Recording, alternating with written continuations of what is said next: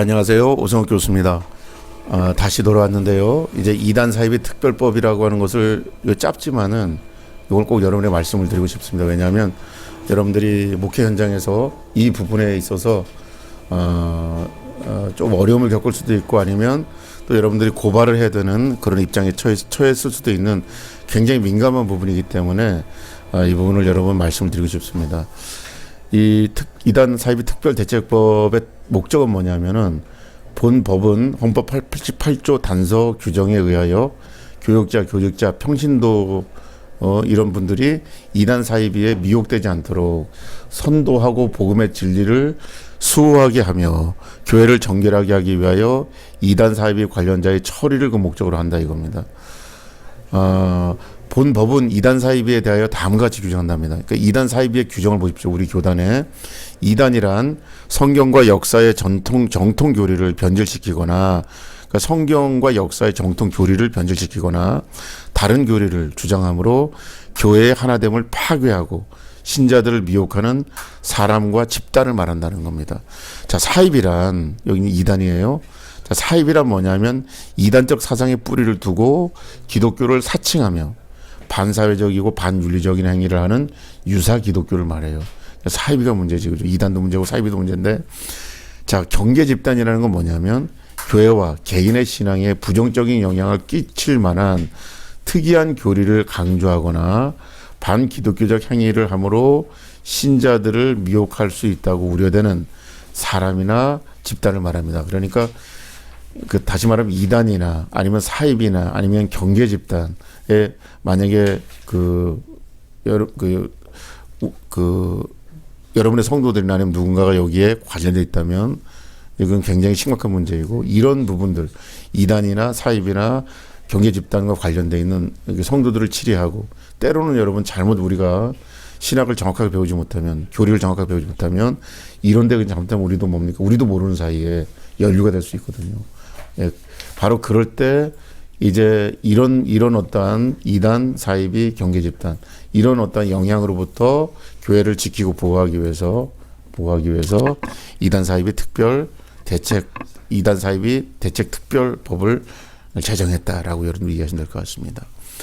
그러니까 이단 사이비 경계 집단이라고 하는 거가 이쪽이 굉장히 뭐냐면 교묘하게 교리를 변조했기 때문에 여러분 정통 교리에 정확하게 쓰지 못하면은 힘들어요.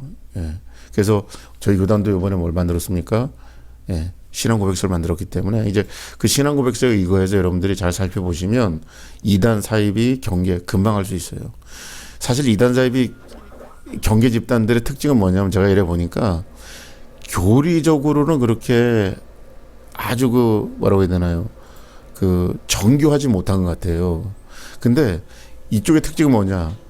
현재의 교회를 그냥 비판하는 거예요. 그 비판 자체가 재미있는 거예요, 보니까. 그리고 그 비판에 함께 같이 입을 맞추는 거. 그러므로 너무 좋은 거지, 이 사람들은. 그러니까 남을 비판하는 것에 익숙한 사람들이 대부분 다 잘못하면 이단, 사이비, 경계 집단에 들어갑니다. 근데 이것은 뭐냐?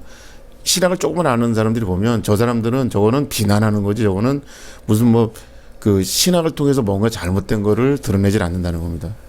여러분들 공부 열심히 하시고 교리 공부 열심히 하시고 또 우리 기독교 된 성결교회에서 이번에 출판한 신앙 고백서를 여러분이 잘 보시면 금방 여러분이 이렇게 봅니다. 근데 비판 쪽으로 얘기하는 사람 있잖아요. 비판은 교리가 아니에요. 예. 여러분 저도 목사입니다만 많이 부족하잖아요. 그래서 부족함을 토로할 수 있어요. 제가 부족한 걸 여러분들이 알린다고 해서 그것이 목사가 잘못된 거예요. 다시 말하면 교회도 조금 문제가 있을 수 있습니다. 문제가 있으면 고치면 되는 거지. 근데 그 문제를 잘 들춰낸다고 해서 그것이 뭐냐면 교회가 교리적으로 잘못된 건 아니에요. 근데 보통의 뭐냐면 이단 사이비 경계 집단들은 어떻게 했냐면 정통 교리에 대한 잘못을 얘기하지 않고 교회가 뭐가 잘못했다 이거예요. 그런 걸 막 얘기해요. 교회가 잘못할 수도 있죠. 잘못하면 고치면 되는 것이고 회개하면 나가면 되는 거지. 다시 어떤 잘못이 발생됐다고 해서 교리적인 거 아니고요. 어떤 윤리적으로 그래서 그것이 이단이다. 그거가 아니에요. 근데 이단들은 그렇게 교묘하게 속여요. 많은 사람들이 오해하거든요. 교리를 잘 모르니까. 어떤 윤리적으로 뭐가 조금 잘못됐으면 저건 이단이다. 그렇게 나가요. 여러분 윤리적으로 잘못됐을 때 이단 아닙니다. 그건 그분이 회개하여 고치면 되는 거예요. 그렇지 않습니까? 네. 어떤 윤리적이고 도덕적으로 잘못된 것이 발생됐을 때는 회개하며 고치면 되는 거지. 뭐 저걸 가지고 뭐 얘기하면서 막 뭐 이단이다 그렇게 얘기를 하면 안 된다 이거예요. 근데 이단들은 그렇게 하더라 보니까.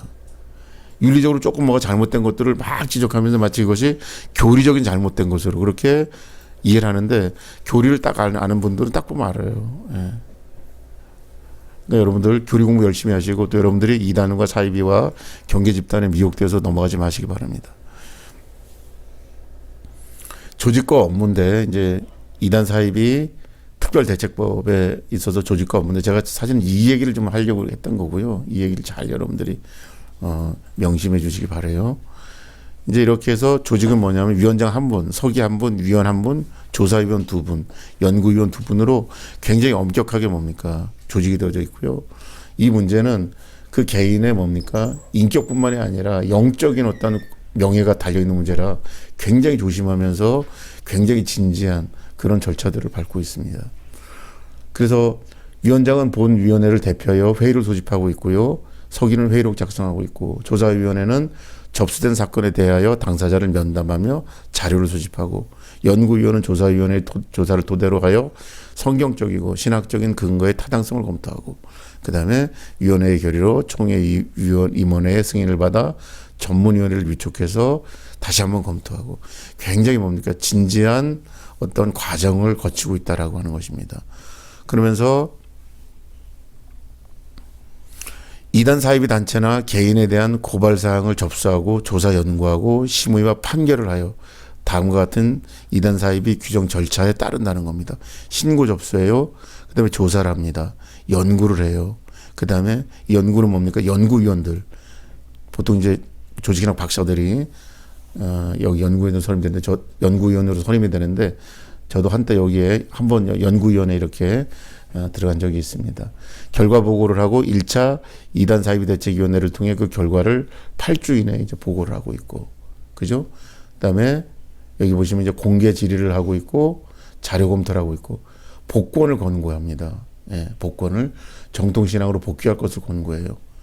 권고문을 2회 발송하죠. 그러니까 사실은 2단 사이비 특별법이라고 하는 것이 처벌하기 위한 것이 아니고요. 거기에서부터 다시 나오기를 그렇게 원하는 거예요. 그래서 권고 공문을 2회 발송을 하고 그다음에 이제 응하지 않으면 3차 대책위원회를 통해서 최종 판결문을 만들고 그다음에 경계 공문을 만들고 자료를 보존하고 그렇게 합니다. 네. 그래서 사실은 혹시 여러분 성도나 누가 만약에 이단 사이비에 만약에 미혹됐다고 한다면 저희 교단은 그분을 정통교단으로 정통신앙으로 복귀할 것을 권고하는 것이 그들 잘라내고 비난하고 그런 어떤 헌법적 취지는 없는 겁니다. 그래서 복귀할 것을 공문을 통해서 이해를 발송하고 여기에 응하지 않을 때 이제 3차 시에 대책위원회를 통해서 최종 판결문을 만드는 이제 그런 절차가 있으니까 여러분 걱정하지 마시고 만약에 이런 문제들이 여러분 교회에서 발생된다면 이런 절차들을 잘 여러분들이 보시고 여기에 맞게 절차대로 치리를 하시면 될 것 같아요. 근데 또 여기 보시면 이제 직접 고발이고 간접 고발이 있는데 막 고발한다고 다 하는 거 아니에요. 이게 이제 이건 뭐냐면 아까도 말씀드렸지만은 개인의 인격뿐만이 아니라 어떤 그 영적인 명예 문제가 걸려 있기 때문에 직접 고발한다고 다 받는 게 아니고 직접 고발을 접수할 때는 위원회에서 다음에 항목에 해당하는 자의 고발은 고려해야 된다는 겁니다. 피고발자에 대한 악감정이 있대 이게 악감정이 있어서 고발하는 사람이 있거든요. 이 문제를 분명히 합니다. 근데 성격이 좀 불량해. 이런 사람이 매일 고발하면 고발만 자주 하는 분이 계시잖아요. 근데 이런 성격의 사람이 고발했는가? 그다음 피고발자의 처벌로 인하여 고발자에게 이익이 되는가? 내가 저 사람을 예를 들어서 뭐 어떻게 담임 목사직으로 내리게 하고 내가 들어가겠다든가 뭐 이런 어떤 고발자에게 이익이 있는가? 고발하기를 좋아하는 성격의 소유자인가? 그다음에 조금 지각이 부족한 사람인가? 라고 하는 전반적인 뭡니까? 고발자에 대한 직접 고발자에 대한 충분한 고려를 한다는 거예요. 그러니까 이 문제를 그러니까 그 이단 사이비 문제가 조금이라도 뭡니까? 조금이라도 그 놀이만 된다는 것만으로도 거기에 해당되는 사람에게는 굉장한 뭐가 돼요. 굉장한 명예훼손 내지는 인격훼손이 되기 때문에 이 고발자들에 대한 그 심사를 굉장히 엄격하게 합니다. 고발이 됐다고 그냥 자동적으로 이단 사입이 조사에 들어가지 않는다는 거예요. 굉장히 진지하게 우리 이단 사입이 특별대책위원회가 이렇게 진지하게 지금 여러 가지 업무를 수행하고 있음을 여러분들이 잘 기억하시기 바라요. 조사 결과 무고 사실이 드러나도 고발자를 무고 혐의로는 처벌하지 않는답니다. 이건 또 왜냐하면 충분히 이런 것들을 다 해서 어때요? 걸렀기 때문에. 예. 전원 및 고발은 육하 원칙에 의해 고발해야 하고 위원장은 고발을 접수한 후 일주일 이내에 위원회를 소집해서 처리를 해야 된다라고 그렇게 나와 있습니다. 기소 절차도 이렇게 여러분 쭉 나와져 있고요. 여기에 대해서 이제 이단 사입의 특별법에 의해서 여러 가지로 다 절차상으로 다 문제가 생겼고 했을 때 어떤 판결이 있냐면은 여기 보시면 출교가 있어요. 본 교회에서 제명을 하고 4년 이내에 복권 못 됩니다. 그러니까 왜 이단 사입의 특별위원회가 이렇게 제가 여러분에게 마지막으로 떼어서 얘기하냐면 징계법에 징계를 받을 때도 이런 게 있었잖아요. 복권을 못 한다 뭐 이런 거 파직 출교 이런 걸 할 수 있는 데가 뭐냐면 이단 사입이 대책특별위원회예요. 그러니까 이단 사입의 대책특별위원회는 헌법이나 아니면 뭐 이런 법제부 내지는 헌법과 관련되지 않는 그런 기관임에도 불구하고 이들이 가지고 있는 권위는 뭐냐면 이 자체 내에서 뭐 할 수 있어요? 출교할 수 있다는 거예요. 출교. 그만큼 이단 사이비를 굉장히 엄격하게 저희 교단에서는 보고 있다라는 겁니다. 어떤 데 파직할 수 있어요. 칭호 상실 및 시무직과 권한 일체를 성찬 참여를 박탈할 수 있습니다. 그 다음에 3년을 정직시킬 수 있어요. 징계 기간 동안 모든 권한 및 직무 및 성찬 참여권을 박탈해버립니다. 1년 정직도 있어요. 징계 기간 동안 모든 권한과 직무 및 성찬권을 박탈하고 있고요. 근신 1년 이하의 모든 회원권과 성찬 참여가 정지됩니다. 그래서 재판 과정과 기소 사건에 관하여 그 죄과를 인정할 수 없을 때는 기소를 각각 기고하고 무고를 할 수도 있지만 그러나 정말로 재판위원회 합의로 즉시 판결할 수 있습니다. 출교 파직 3년 정직, 1년 정직, 근신이에요. 그러니까 이단 사이비에서 판결 내리는 판결들은 굉장히 무거운 판결들을 내리고 있는 거죠. 그다음에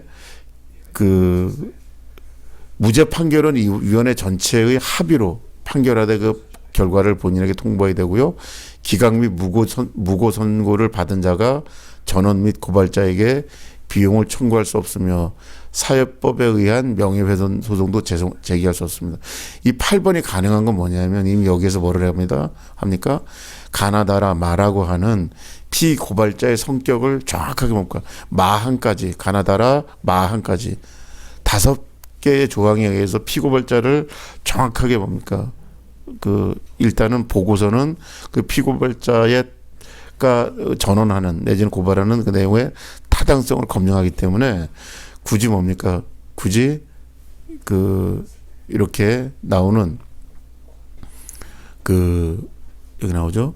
사회법이나 아니면 무고죄를 받으면 비용을 고발자가 청구하는 뭐 이런 거는 이제 하지 못하게 그렇게 되어져 있어요.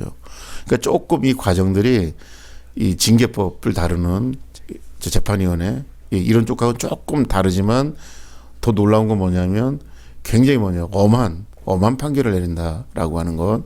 왜냐하면 그만큼 이단 사이비의 문제는 우리 교단의 존립과의 문제도 연결되기 때문에 굉장히 중요한 그러한 법적인 그리고 굉장히 무거운 법적인 판결을 받을 수 있다. 그러나 그런 과정들은 굉장히 또 세심하게 마치 고발자의 성격, 고발자가 누군지를 5가지로 다 조사를 해서 그 고발의 진의를 결정하는 고발자에 대한 것도 보고 또 어떤 처벌이 아니라 2번 이상의 2번 정도의 정통 교리로 복귀하라고 하는 어떤 그런 권고가 있고 그죠?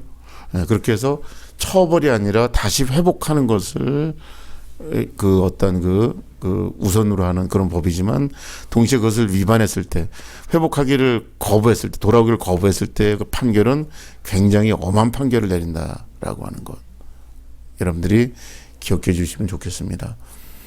그리고 그 확실한 회개 증거가 있어야 되는 것이고요. 복권을 시킬 때 징계기간이 경과하였더라도 회개 증거가 없는 자는 본위원회가 재심 연장 처리하여 징계기간 내에 재범했을 때는 본위원회가 가중처벌까지 합니다. 그러니까 해볼 복권도 사실은 뭡니까? 간단하게 안 해요. 예, 징계기간이 경과했더라도 회개 증거가 징계기간이 경과했다 해서 그냥 그대로 복권 내는 게 아니에요. 회개 증거 없으면 안 되는 겁니다. 이해할 수 있겠어요? 그렇게 해서 해볼 복권까지도 굉장히 엄하게 그렇게 규정해 놓은 법이 바로 여기 보시면 이단 사입비 대책 특별법이다라는 것. 그래서 여러분 이런 법이 있으니까 만약에 이 법을 여러분 잘 보시고 여러분 성도님 중에서 혹시 여기 나와 있는 이단 사입이 징계 집단에 만약에 현혹됐거나 이럴 때는 이런 절차를 쭉 밟으면 된다라고 하는 것이고요. 그런 헌법 정신은 뭐냐면 그분이 정통신앙으로 복귀될 것을 그렇게 간절히 그 뭐라고 해야 되나요? 권고하는 그 권고문을 발송하고 돌아오길 원하는 거지 다 잘라버리고 그런 건 아니었다라고 하는 것. 그리고 대신 그러나 만약에 그 사람 그 피고발자가 만약에 돌아오지 않을 경우에는 출교 파직 3년 정직 1년 정직이라고 하는 엄한 판결을 내린다고 하는 것. 그다음에 이 판결 이 기간이 다 지났다 해서 자동적으로 되는 것이 아니고 확실한 회개 증거를 요구한다는 거예요. 회개 증거가 없으면 본위원회가 재심 연장 처리한다는 겁니다. 네. 그러니까 이만큼 그 이단 사입에 대해서는 굉장히 엄격하다라는 것. 그리고 여러분들도 이단 사입의 문제에 있어서는 굉장히 엄격하게 치리하시고 여러분들이 이런 어떤 법적 절차를 잘 이해하시고 그 법적 절차를 잘 여러분들이 따르시면 될 것 같아요. 여러분 될 것 같으니까 여하튼 간에 여러분 현장에서는 아마 이 부분도 굉장히 나름대로 필요한 알아야 되는 그런 법이다라고 생각합니다. 아마 여러분 입장에서는 이 부분이 그래도 법적으로 만약에 걸릴 수가 있다면 만약 여러분 어떤 법적인 쟁의 내지는 어떤 소송이 발생된다면 이쪽 부분이지 않을까 그런 생각이 들어요. 그래서 그 여러분들이 먼저 확실하게 정통교리에 서 있고 여러분들의 성도들이 이런 데 빠지지 않도록 잘 여러분들이 치리해야 됩니다. 치리하고 저들에게 교리 교육을 시키고 그렇게 해서 대부분 다 무지에서 가거든요. 무지에서 가고 감정에 의해서 가고 교회에 예를 들어 나쁜 감정이 있으면 그 감정 때문에 이쪽으로 가고 참 뭐냐 원수마귀가 아주 교묘해요. 교리 정통 교리를 잘 분석을 해서 뭐가 잘못돼서 간다 이런 게 아니고 교회가 나빠요. 그러면서 가버리거든요. 교회가 나쁘면 어떻게 되나 회개하면 되는 거잖아요. 근데 저들은 나쁘다는 감정의 이유 때문에 가는 분이 대부분이기 때문에 여러분들이 그런 부분을 잘 이해해서 이단 사입에 빠지지 않도록 여러분 성도님들이 잘 여러분들이 교육하시고 사랑하시고 저들을 이해하시고 다시 말씀으로 훈육하시고 말씀으로 다시 저들을 깨끗게 하시는 그런 목양 사역을 잘 감당해 주시기를 주님의 이름으로 축원드립니다. 자, 이상으로 이제 그 헌법 강의를 다 마치도록 하겠습니다. 다음 주에 있을 시험은 똑같아요. 중간고사처럼 제가 이 화면으로 잘 알려드릴 테니까 그대로 하시면 될 것 같고요. 여러분과 함께 한 학기를 또 이렇게 헌법 공부해서 너무나 감사하고 저도 많이 배웠습니다. 근데 아까 첫 번째 영상에서 말씀드렸지만 저희 헌법은 간단하다 이겁니다. 사중복음을 잘 알자. 두 번째 그 제가 도표로 그려진 어떤 교회 조직도 이 부분을 우리가 잘 이해하자라고 하는 것. 이 두 가지만 잘 이해하시고 헌법을 보시면 나머지는 다 웬만한 건 다 이해가 된다라고 하는 것. 그래서 여러분 다른 건 몰라도 조금 시간 되시면 사중복음 저희 동영상 중에 사중복음과 그 도표에 대한 해석들 이런 부분들은 조금 더 여러분들이 보시면 좋을 것 같습니다. 여러분과 함께 공부해서 너무나 행복했고요. 한 말씀 더 드려야 되겠네요. 또 그 개척교회 하는 것을 여러분 두려워하지 마시고 개척교회가 우리 목회자로 부름받은 저와 여러분들에게 있어서는 가장 위대한 축복인 것 같아요. 어려움은 많이 따르거든요. 근데 그 어려움을 충분히 이길 수 있는 어떤 영적인 그 축복과 어떤 그 하나님의 이끄심을 여러분 경험하는 정말 최선의 장소, 최선의 사역이 개척교회 같아요. 여러분 하나님 허락하시고 여러분 기회가 되시면 꼭 개척교회 담임 목사님 되시기를 주님의 이름으로 축원드리면서 모든 강의를 마치겠습니다. 여러분 건강하고 안녕히 계십시오.